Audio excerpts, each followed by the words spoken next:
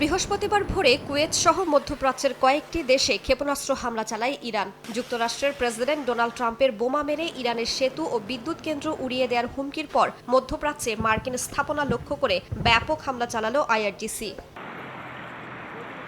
Hormuz প্রণালীতে জাহাজে হামলার কথাও জানিয়েছে ইরানের বিপ্লবী গার্ড বাহিনী। এক বিবৃতিতে সংঘাত অব্যাহত থাকলে যুক্তরাষ্ট্রে আবারও 9/11-এর মতো জাতীয় শোক নেমে আসতে পারে বলে সতর্ক করেছে আইআরজিসি।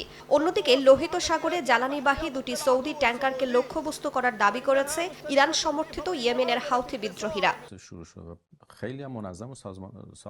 যুক্তরাষ্ট্র যেমন কর্ম করবে তেমন ফল পাবে বলে সতর্ক করেছেন ইরানের পররাষ্ট্রমন্ত্রী আব্বাস আরাকচি।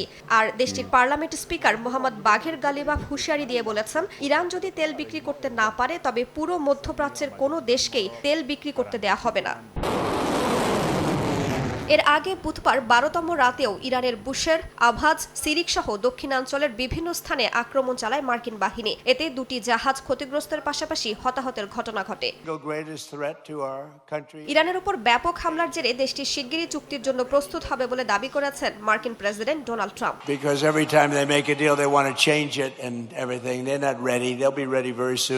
উত্তেজনার মধ্যেই যুক্তরাষ্ট্রের প্রতিনিধি পরিষদ $1.15 ট্রিলিয়ন প্রতিরক্ষা ব্যয় বিল পাশ করেছে। এতে ইসরায়েলের সঙ্গে সামরিক প্রযুক্তি ও প্রতিরক্ষা সহযোগিতা আরও বিস্তারের প্রস্তাব রাখা হয়েছে।